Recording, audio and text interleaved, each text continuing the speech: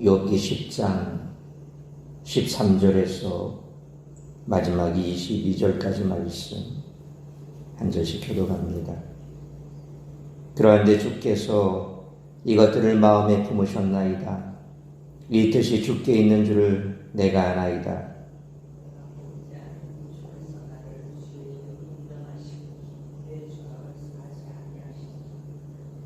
내가 악하면 화가 있을 것이오며 내가 의로울지라도 머리를 들지 못하는 것은 내 속에 부끄러움이 가득하고 내 환난을 내 눈이 보기 때문이니이다.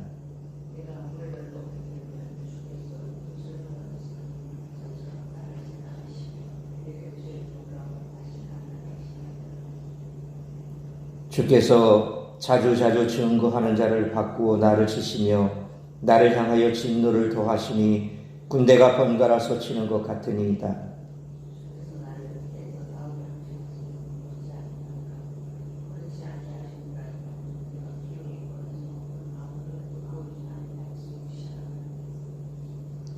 있어도 없던 것 같이 되어서 태에서 바로 무덤으로 옮겨졌으리이다.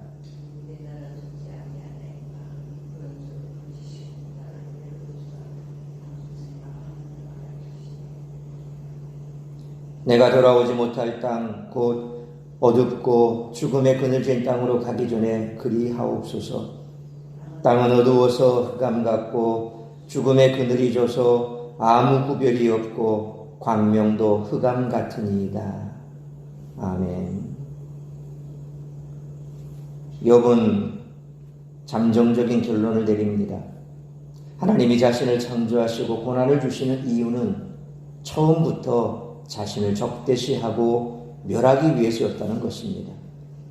욥이 조금이라도 빈틈을 보이면 하나님은 욥의 모든 것을 감시하고 갑자기 나타나서 가차없이 욥을 징계하십니다. 하나님은 욥을 멸하실 생각만 하시기에 욥의 죄를 사하여 주신 마음은 전혀 없습니다. 만약 욥이 실제로 죄를 범했다면 욥은 변명하지 않고 하나님께 죄를 고백하며 용서를 구할 것입니다. 그러나 있지도 않는 죄를 어찌 인정할 수 있으며 죄인도 아닌데 어찌 용서를 구할 수 있겠습니까? 욥은 죄가 없기에 떳떳하게 머리를 들려고 해도 하나님은 억지로 죄인으로 만드셔서 수치와 고통을 강요하십니다. 욥은 자신을 적대시하고 공격하시는 하나님을 사자와 군대에 비유합니다. 그가 사자의 먹잇감이 되지 않기 위해서는 몸을 숨기고 어떤 소리도 내면 안 됩니다. 그렇게 욥은 두려움과 공포 속에서도 침묵할 수밖에 없습니다. 또한 하나님은 욥이 정신을 차리고 다시 고개를 들어서 소리를 높여 자신을 변론하고자 한다면 수많은 법정 증인을 세우셔서 군대가 차례대로 적을 향해 공격하는 것처럼 욥을 대항하게 하십니다. 욥은 혼자서 수많은 군대와 외롭게 싸워야 하는 처지에 놓여 있습니다. 욥은 하나님이 이렇게 자신을 적대시하고 무리하게 공격하고 핍박하실 것이라면 왜 태어나게 하셨는지를 묻습니다. 만약 욥이 태어나지 않았다면 이러한 고통을 겪지는 않았을 것입니다. 치열한 삶을 살아가는 욥이기에 이러한 탄식은 허용되어야 합니다. 이처럼 계속되는 하나님의 공격에 욥은 지쳐 있습니다. 죽음의 문턱에서 거친 숨을 몰아쉬며 욥은 하나님께 잠시의 평안이라도 허용해 주실 것을 요청하고 있습니다. 욥은 하나님께 의인으로 인정받은 사람이지만 그의 말을 다 옳은 것으로 받아들일 필요는 없습니다. 욥의 말을 읽을 때 우리는 옳고 그름을 따져서 교훈을 얻으려 하기보다 인간의 현실에 공감하려고 해야 합니다. 욥은 자신의 비참한 상황 때문에 하나님이 인간에게 과연 의로우신가 하는 의문을 제기하고 있습니다. 따라서 이와 같은 오늘 본문의 말씀을 통해 우리들이 깨달아야 할 것은 첫째로 13절로 17절 말씀처럼 하나님을 오해할 때 우리의 신앙관을 바꾸어야 한다는 것입니다. 욥은 하나님을 잘 아는 사람이었지만 자기가 당한 상황 때문에 하나님의 속성에 대한 의문을 제기합니다. 11절로 12절 말씀처럼 하나님은 자기를 창조하신 분이지만 13절로 14절 말씀처럼 그 목적은 죄를 지었을 때 벌을 주기 위해서가 아니냐 하는 것입니다. 특히 구약 성경을 읽다 보면 하나님은 자기 백성에게 복을 주시기보다 죄를 지었을 때 벌 주시기를 더 즐겨하시는 것 같은 그런 느낌이 들 때가 있습니다. 바로 욥이 이와 비슷한 말을 하고 있습니다. 그래서 성경을 제대로 알지 못하는 사람은 구약 성경은 피의 성경이다 이렇게 표현하기도 합니다. 특별히 이제 가나안 정복 전쟁이나 이와 같은 내용들을 읽다 보면 마치 하나님께서 그처럼 피 흘리기를 즐겨하시는 분 같다. 진멸하라 이런 표현이 나오고 남녀노소 할 것 없이 가축할 것 없이 다 죽여라 이런 얘기를 하니까 마치 하나님은 야수와 같은 피를 좋아하시는 그런 분이다 라고 오해를 하죠. 그래서 오히려 구약 성경은 터부시 여기고 그냥 예수님께서 사랑을 말씀하신 신약 성경만 성경으로 그렇게 치부하려고 하는 사람들도 있습니다. 그건 잘못된 것입니다. 왜 하나님께서 그렇게 말씀하셨는가 그 의도도 모르고 왜 하나님께서 가나안 땅에 들어가서 그렇게 하셨는가 그 정확한 뜻을 모르는 사람들은 그냥 피상적으로 그렇게 생각하는 거죠. 바로 욥이 생각했던 것처럼 그렇게 생각하는 겁니다. 하나님은 그저 자기 백성이지만 죄를 지으면 즉각 벌 주시고 그렇게 해서 진멸하시는 그런 하나님이다 착각합니다. 욥은 자기가 마치 아무리 부모의 마음을 들어보려고 노력을 해도 야단 맞는 아이, 가령 칭찬받고 싶어 설거지를 했는데 물을 바닥에 흘렸다고 야단을 맞고 아빠 구두를 닦았는데 오히려 더럽혔다고 야단 맞는 아이와 같은 그런 상황에 있다고 느낍니다. 잘못한 일이 없다 하더라도 하나님 앞에 서면 부끄러운 점이 없을 수가 없고 또한 자신의 의로움을 주장하려 하면 교만하다고 징계를 받으며 계속 여러 가지 종류의 잘못에 대해 지적을 당하고 징계당한다고 토로합니다.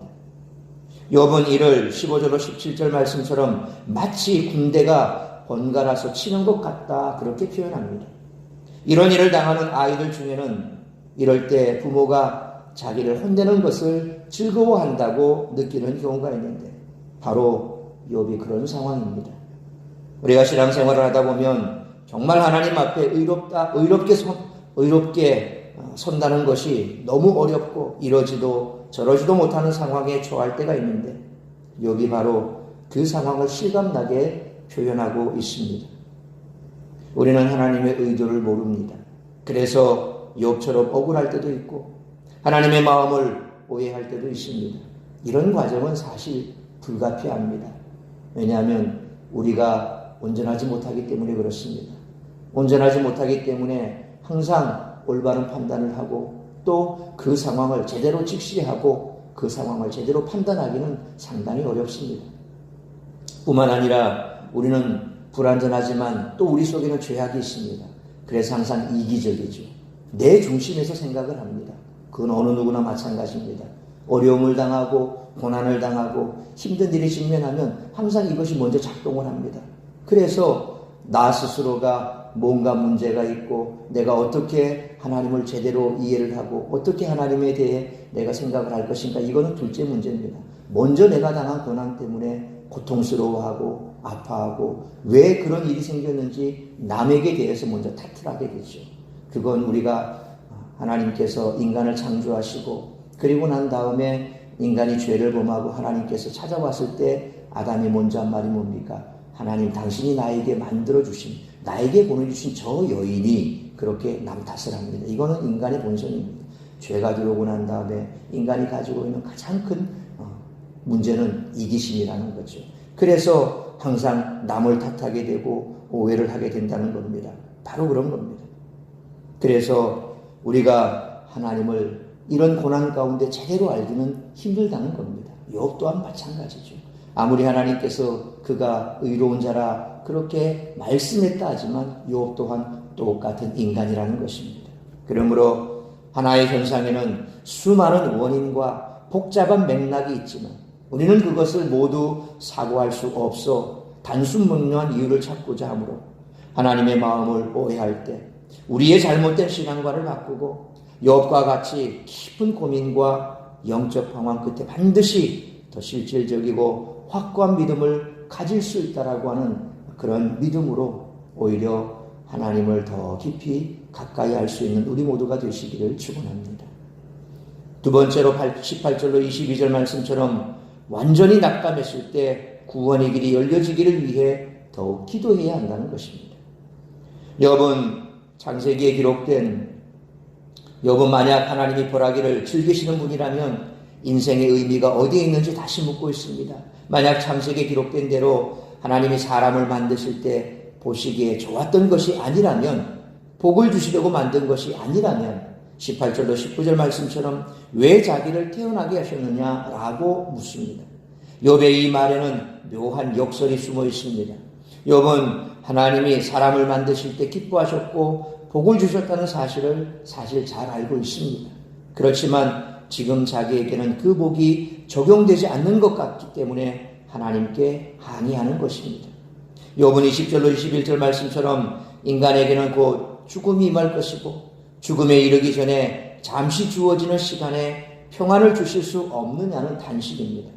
이는 사람들이 인생을 살아갈 때 욥이 당한 것만큼의 고통은 아닐 수 있으나 끊임없이 고난을 당한다는 현실을 잘 반영해 주는 것입니다. 그래서 22절 말씀처럼 욥의 눈앞에는 죽음의 그늘이 드러워져 있으며 세상의 빛이 사라져 흑암과도 같은 현실이 펼쳐져 있습니다. 분명 욥의 말이 지혜롭고 올바른 말은 아닐 수 있지만 우리는 그의 말을 통해 마치 전도서 말씀처럼 헛되고 헛된 인생의 현실을 엿볼 수가 있습니다. 사실 인생은 이렇게 헛되고 고통스러우며 의미 없어 보이는 것이 사실입니다. 그런데 우리의 신앙은 이런 현실을 외면함으로써가 아니라 오히려 직면함으로써 더욱 깊어지고 확고해진다는 것입니다. 인생은 무가치하고 괴로운 길이지만 그 가운데 창조주의 의미를 발견하는 여정이 바로 신앙생활이라는 것입니다. 그래서 세상 사람들처럼 우리의 시선을 고난에 맞추게 되면 결국 세상 사람들처럼 이렇게 사나 저렇게 사나 허무한 인생, 그러니까 내 마음대로 살자 이렇게 돼버립니다. 혹은 극단적으로 이렇게 고통 속에 살 바에는 차라리 이 땅을 등져버리고 그냥 떠나는 게 좋지 않겠냐. 마치 욥이 그렇게 고백하지 않습니까? 내가 태에서 나오면서 바로 죽었더라면 이런 고통도 당하지 않을 텐데, 자기의 생애를 저주하듯이 마치 우리의 인생도 그렇다는 것입니다. 그러나 그는 고난 가운데서라도 우리의 시선이 하나님께로 맞춰준다면 다시금 새로운 인생을 바라보는 시각이 생긴다는 겁니다. 고난이 있지만 그 고난이 전부가 아니라는 것입니다.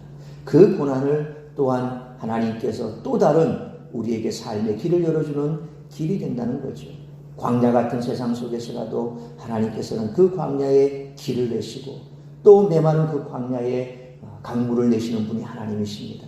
없는 길도 만드시는 분이 하나님이십니다. 무에서 유를 창조하신 분이 하나님이십니다. 그렇다라고 한다면 우리 인생에 있는 이 고난도 뭔가 의미가 있다는 거죠. 그 의미는 세상 속에서 찾을 수가 없습니다. 하나님 안에서 발견할 수가 있습니다. 하나님이 어떤 분인가를 알 때 하나님의 뜻을 우리는 다시 한번 되새길 수가 있다는 거죠. 그러므로 우리의 힘이 완전히 빠져서 아무것도 못할 때를 주님은 기다리고 계신지도 모를 일이므로 완전히 낙담했을 때 주님의 섭리가 아니면 납득할 수 없는 구원의 길이 우리 앞에 펼쳐지기를 기도하는 우리 모두가 되시기를 축원합니다. 사랑하는 성도 여러분, 하나님을 너무나 사랑했던 욥이 고난 가운데 탄식하는 모습을 볼 때 우리는 아픔과 허무함, 상실감을 느낄 수 있습니다. 그러나 신앙은 복잡한 인생과 분리된 고차원의 영역이 아닙니다. 방황과 좌절의 과정이 없다면 신앙은 언제까지나 추상적, 관념적 차원에 머무를 것입니다. 신앙은 현실입니다. 그러므로 구체적이고 단단한 믿음을 갖기 위해서는 방황하고 낙담하는 과정도 필요하며 그 과정에서 주님이 함께 하셔서 결국에는 굳센 믿음을 갖게 해주실 것을 믿고 절망 가운데 있는 인생에 소망을 주시는 주님만 바라보며 나아가는 우리 모두가 되시기를 주님의 이름으로 축원합니다. 기도하겠습니다. 걸어가신 아버지 하나님, 은혜와 사랑을 감사합니다. 오늘도 말씀으로 예배로 거룩한 주일, 복된 주일 시작하게 하시니 감사합니다. 오늘 욥의 이와 같은 표현을 볼 때 참 인생이 얼마나 고통 가운데 이처럼 연약한가를 다시 한번 깨닫습니다. 세상의 어떤 인생도 고난 없이 피해갈 수 있는 인생은 없습니다. 우리가 살아가면서 늘 평안하기를 바라지만 그렇지가 않은 것이 바로 우리의 삶입니다. 그렇다고 해서 하나님께서 우리 인생에게 고난을 주시는 것을 즐겨하시는 분은 결코 아니라는 것입니다. 죄악된 세상 속에서 결국 우리 모든 인간들은 자신의 이기적인 욕심으로 말미암아 때로 어려움에 처할 때도 있고, 또한 인간들의 죄악으로 말미암아 환경 자체가 이처럼 저주를 받았기에 결국 우리의 삶 자체도 고단할 수밖에 없는 것이 사실입니다. 그래서 우리가 불가피하게 마주칠 수밖에 없는 이런 고난의 상황 속에서 어디에 시선을 둘 것인가 하는 것을 다시 한번 깊이 생각해야 할 줄로 믿습니다. 환경과 고난의 시선을 두면 우리는 욥과 같은 이런 불평을 토로할 수밖에 없습니다. 그러나 그러한 불평을 토로한다 할지라도 우리 하나님은 우리가 어떤 존재인가는 이미 알고 계십니다. 그렇지만 그와 같은 불평 속에서라도 반드시 다시금 우리의 시선을 하나님께로 돌릴 수 있기를 원합니다. 결국 궁극적으로 우리를 구원하실 분은 주님밖에 없습니다. 그러므로 우리의 삶의 현장 속에서 마주치는 그 모든 고난과 고통 속에서 늘 주님께 시선을 마주치고 우리를 구원하실 주님께 더 기도하며 나아가는 우리 모두가 되게 하여 주옵소서. 뿐만 아니라 이와 같은 어려움과 고난 속에 있는 그와 같은 성도들을 품고 그들을 위해서 함께 중보하며 또 그들과 함께 손붙들고 마지막까지 주님 앞에 서는 그날까지 이 구원의 길을 잘 걸어가는 우리 모두가 되게 하여 주옵소서. 그와 같은 믿음의 공동체를 만들어가는 우리 모두가 될 수 있도록 은혜 베풀어 주옵소서.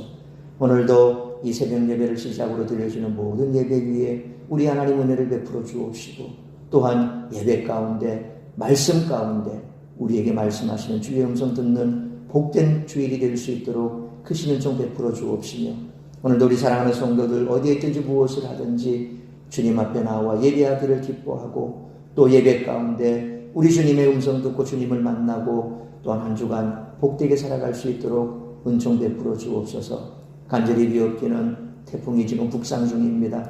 우리 부산 경남 지역을 통과하기로 그렇게 예상하고 있습니다. 아버지 하나님, 얼마 전까지만 해도 수해로 어려움을 당하는 참 많은 사람들, 이 태풍으로 또다시 근심할 수밖에 없습니다. 주님 긍휼을 베풀어 주옵소서. 자비를 베풀어 주옵소서. 이 태풍이 정말 심각하게 또다시 그들에게 삶의 의욕을 꺾어버리지 아니하도록 긍휼을 베푸시고 무사히 이 태풍이 지나갈 수 있도록 은총 베풀어 주시기를 간절히 빌고 소원하오며, 이 모든 말씀 우리 주 예수 그리스도의 이름으로 기도하옵나이다. 아멘.